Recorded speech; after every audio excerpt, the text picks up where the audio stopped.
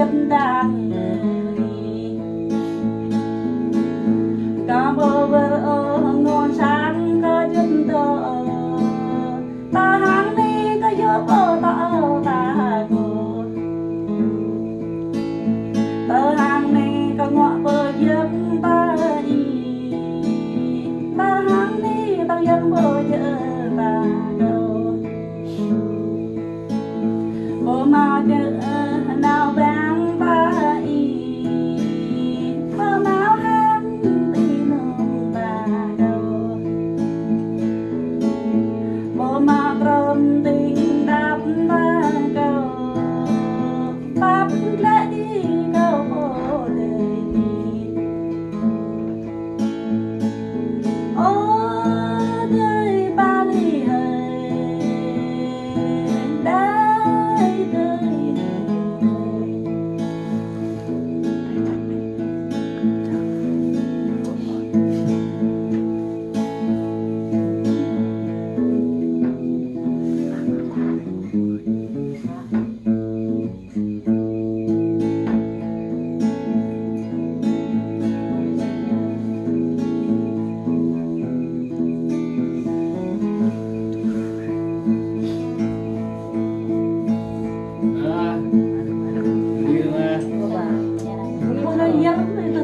Ampun.